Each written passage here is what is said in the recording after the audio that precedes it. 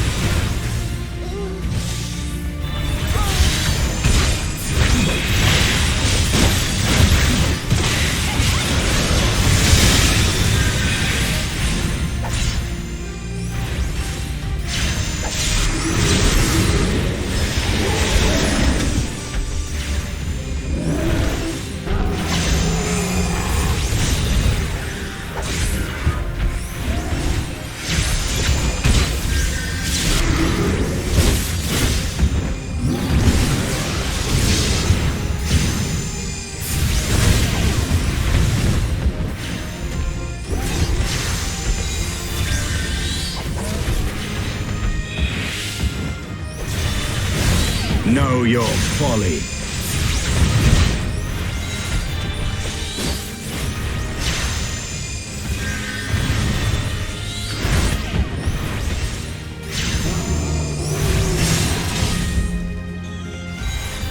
Focus. Release!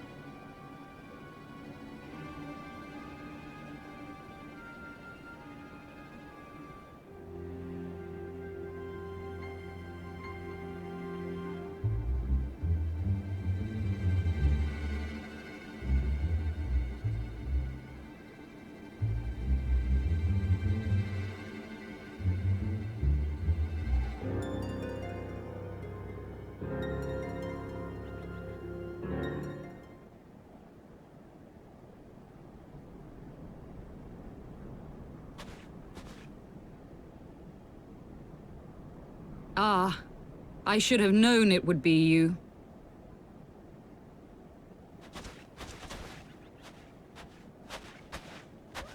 Word reached me of a struggle with a small but well-armed band of trespassers. Forgive my comrades their hostility. Few come here uninvited, and fewer still with good intent.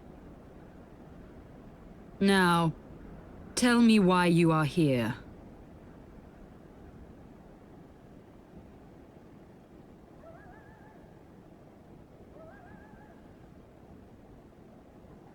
So, you seek to stem the Dravanian tide with talk? A romantic notion. If you but knew the truth, the spark which lit the flames of this animosity, you would understand the futility of your quest. Shall I relate it to you? The sordid history my gift has shown me, that which the Holy See has taken such pains to suppress.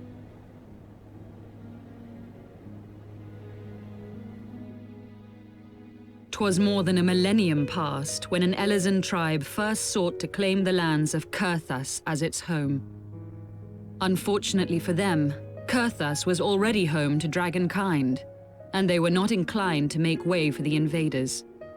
Thus did a bloody war begin, a war which might well have rumbled on until one or the other side was exterminated, had it not been for the resolve of a single woman. That woman's name was Shiva. While those around her fought and died, she attempted to parley with the dragons, and in so doing discovered them to be possessed of profound intelligence and reason. The great worm Heavensward in particular so enchanted Shiva that she found herself growing to love the creature, whom her people considered a monster. In the eyes of a near-immortal dragon, however, the fleeting life of an Elezen is as that of a freshly cut rose. Scarce has the flower bloomed before it begins to fade and wither. Such melancholy musings plagued Heavensward, who had found in Shiva an unexpected and beloved soulmate. He knew that all too soon, death would snatch her away from him. Unable to bear the thought of their separation, the maid bid the worm consume her, that their spirits might be entwined for eternity. Though loath to perform the deed, Heavensward ultimately gave in to her plea, and soon thereafter the tale of their ill-fated love spread throughout the two warring factions. No more could they raise blade or claw against one another, knowing that the souls of their kin were so inextricably bound. In the days that followed, man and dragon learned to live in harmony, and together built a nation unlike any the world had ever known. For 200 years did this blissful age of peace continue, as it would to this day, had vilest envy not stirred in the hearts of the Elezen. It is said that worms owe their longevity to the boundless reserves of vitality found within their eyes. And 'twas in this belief that a traitorous band of knights deceived their allies of some 2 centuries, and took by force that which they coveted.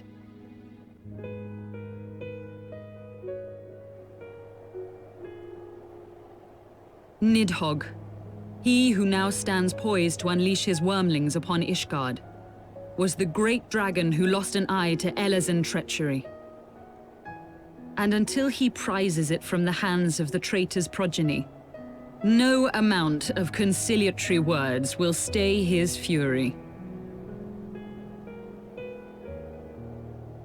You are wrong, Lady Iceheart.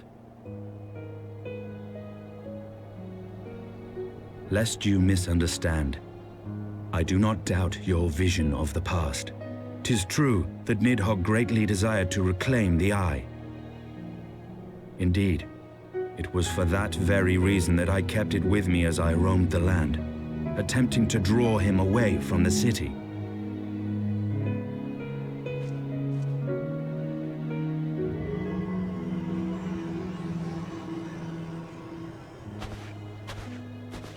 Good gods!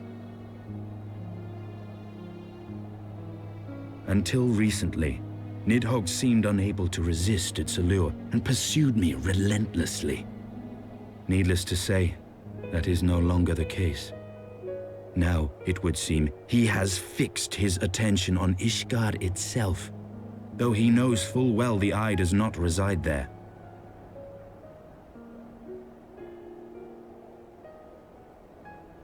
You believe he targets the capital for another reason?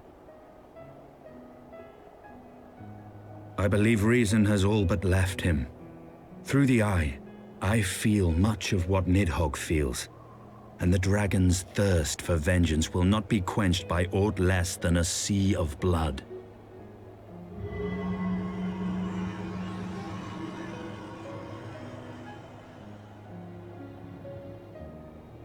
If Nidhogg is indeed lost to reason, might we not seek an audience with Hraesvelgr instead? He has thus far shown no inclination to aid in the invasion of Ishgard, and may yet welcome our efforts to broker a peace. You still believe that a peaceable solution can be found? Very well. I will take you to him.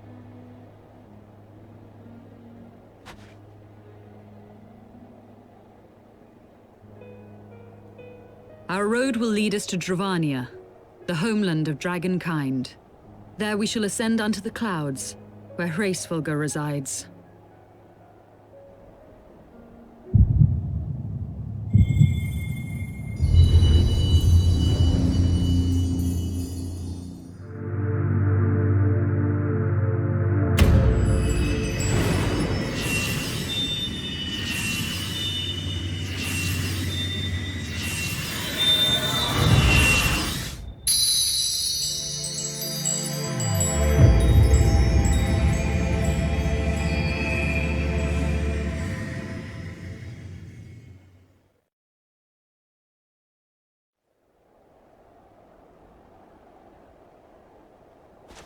Is aught amiss, my friend?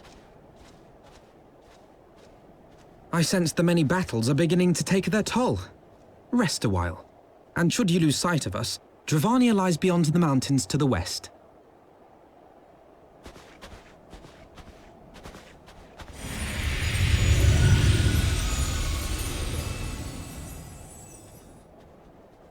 Curious.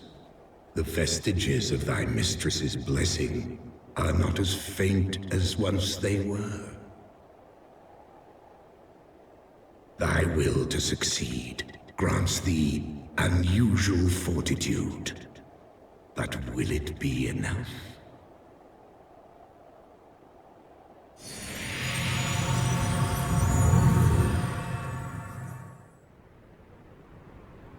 Beyond Abalathia's spine, the great mountain range that spans the continent of Aldenard from east to west.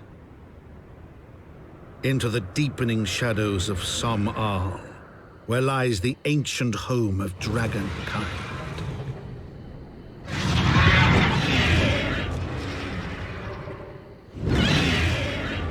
To a land where the soil slithers and the skies seethe with sinuous shapes, they came.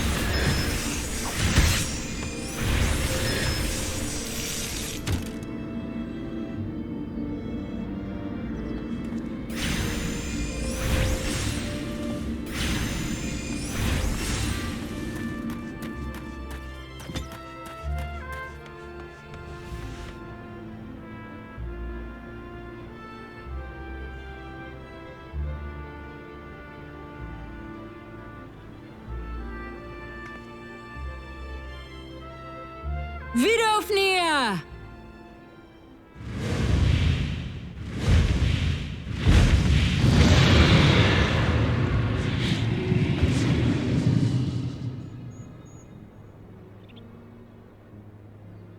Ah, 'tis thee, little one. From above I did mistake thee for a nath. 'Tis well I chanced to look again, or thou wouldst now be ash. Dear Vidofnir, how I have missed you. Would that I had come sooner, and not out of dire necessity. Thou art troubled. Speak that I might know thy plight.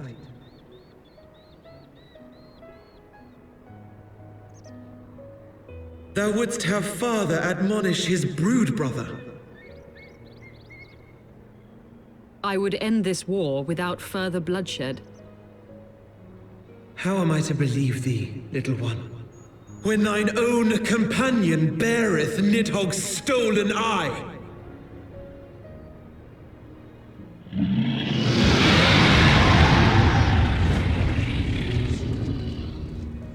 Have care, dragon, or I shall gouge out one of yours.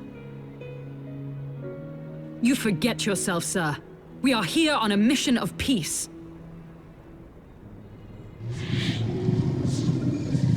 My sire's will forbiddeth me from inviting discord to our home. 'Tis for this reason and no other that thou still drawest breath, knight. Vidofnir, please. We must be allowed to convey our intentions to Hraesvelgar in person, with words of our own choosing. Grant us this favor, and open the way to Som Al. Thou hast ever been welcome, little one. But I cannot grant thy wish. I am bound to remain here and protect my kin from the Nath's god. The Nath have summoned a primal.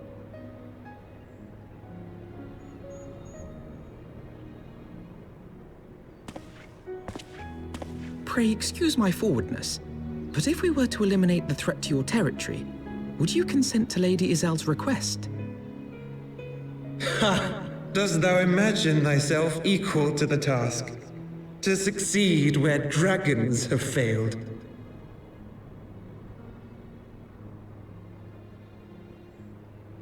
'Tis beyond thee, mortal. But thou art welcome to try, nonetheless. Only know that idle promises shall avail thee naught.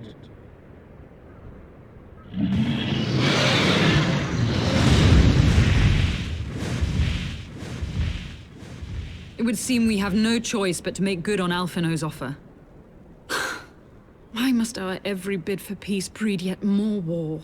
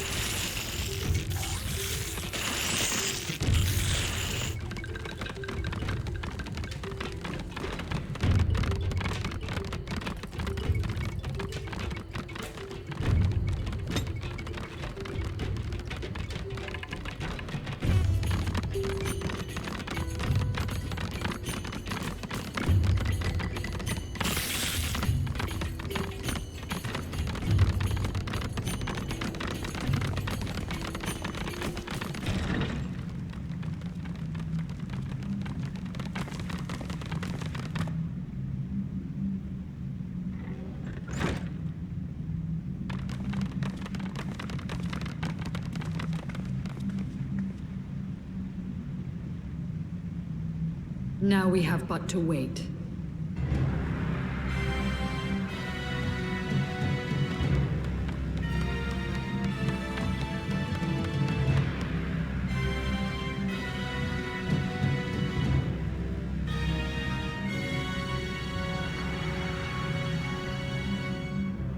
O Lord Ravana, Master of the Sacred Blades, Wrath of the Colony, Conqueror of the world, hear our prayer.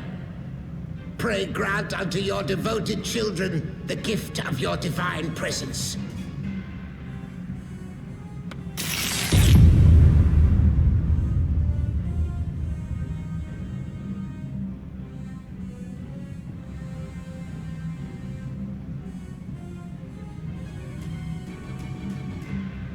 He comes.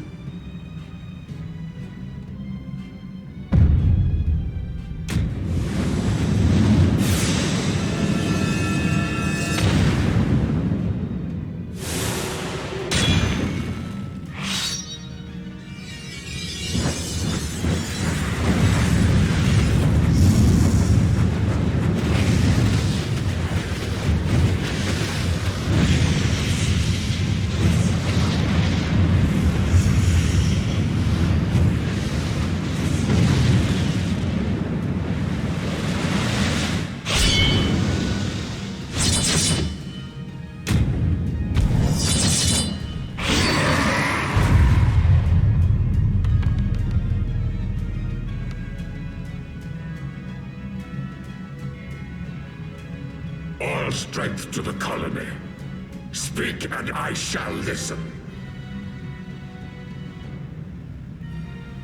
Oh, glorious General, we have captured intruders and would make unto you an offering of their life's blood.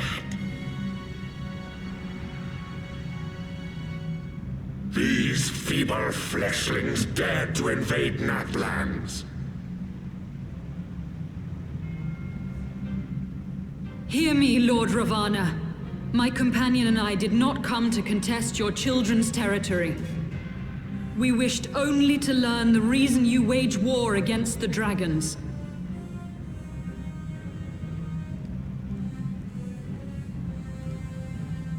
Thou wouldst flirt with death merely to satisfy thy curiosity. Wherefore should the glorious conquests of the Nath concern thee so, Elezen?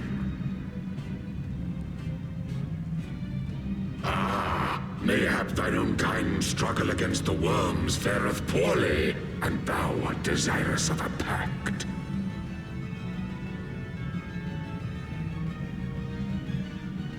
We crave no alliance, Lord Ravana. Only peace. We would bring an end to our war with the dragons. Yet so long as they remain embroiled in this conflict with your children, our goal shall remain out of reach. Never before have the Nath risen up in such numbers, and never yet with you at their head. Why do you lead them to war? Thy question hath no meaning. To live is but to fight.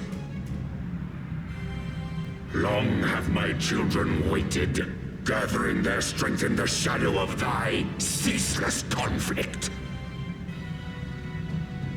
The Nath would see the Dravanians slain, and their territory secured. And by such fervent prayers am I now given form and purpose.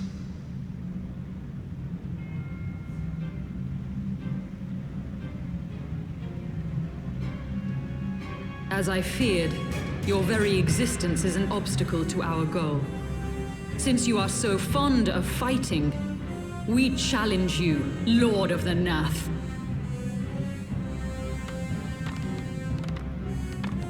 And should we emerge the victors, I would have you swear to withdraw your soldiers from Dravanian soil.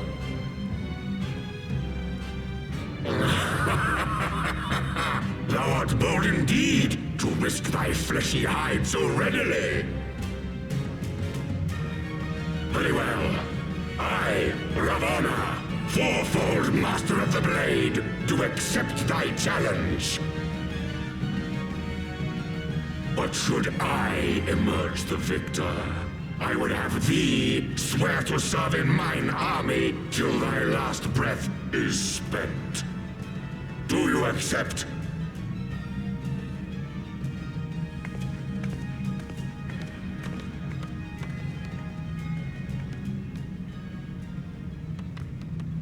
I do.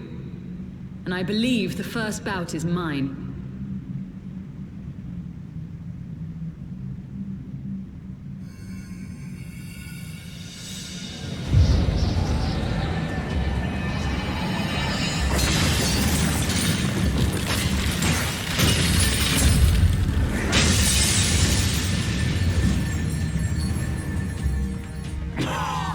What is this? A god clad in flesh? Is aught amiss, my lord? Thou wilt not break thy word, I trust. Mine oath is unbending as steel, little goddess. Thy ruse will but add to mine enjoyment.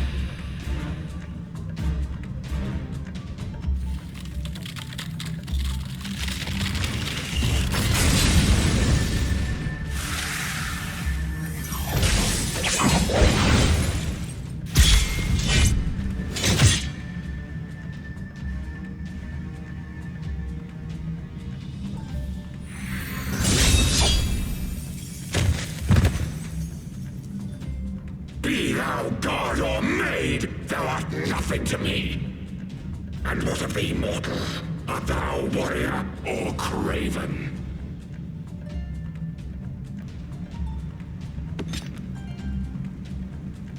A warrior, then? Good!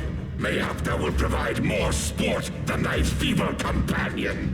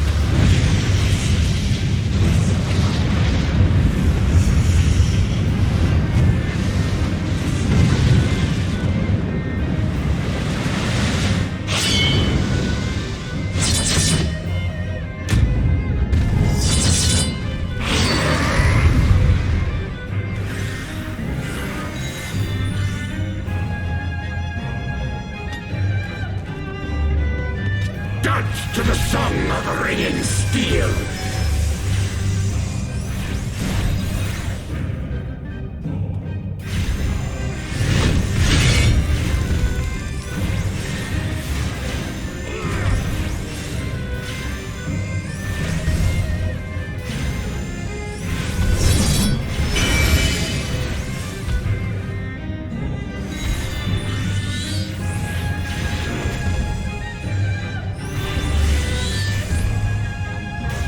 Furious as a blaze!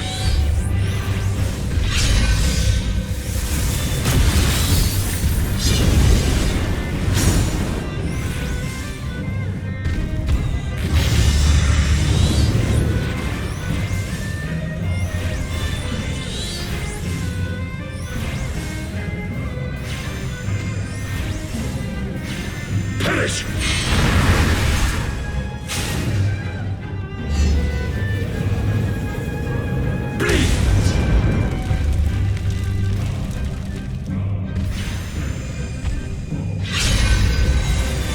Take wind, ye souls!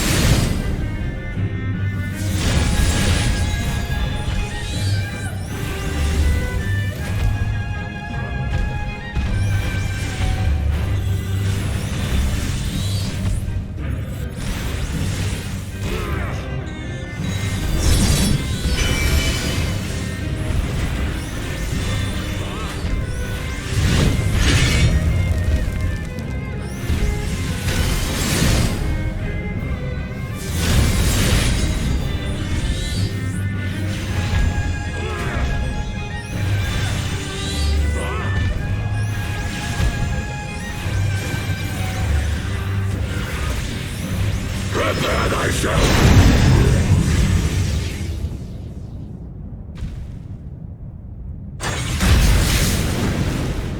Rejoice in the glory of combat!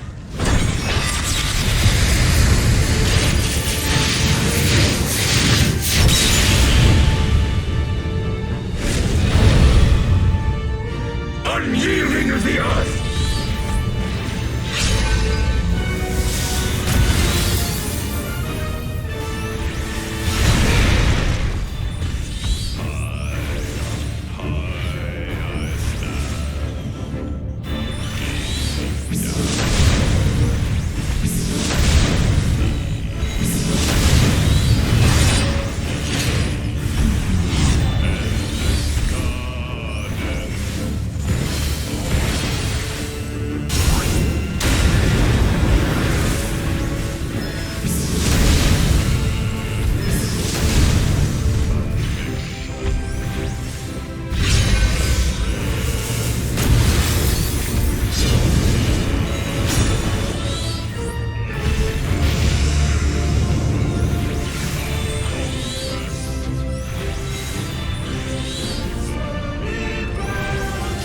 Before me!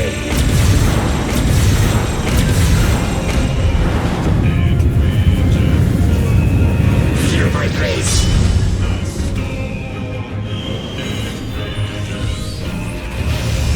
Perish!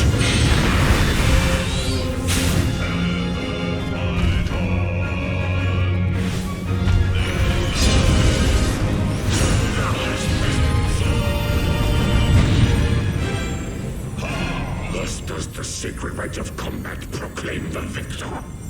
I lay my blades at thy feet, child of man.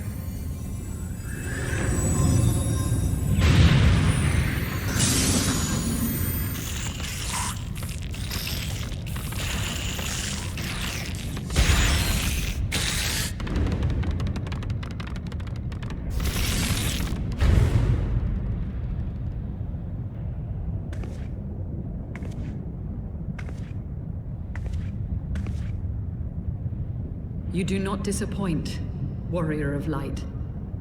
Would that I had your skill in battle. I do begin to see why so many place their faith in you.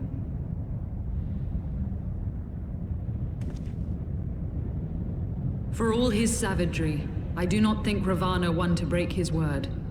Provided the dragons do not trespass upon Nath lands, they should have little to fear of the Primal's biting blades. We have done well, have we not? Come, let us return to Vidofnir and share these glad tidings.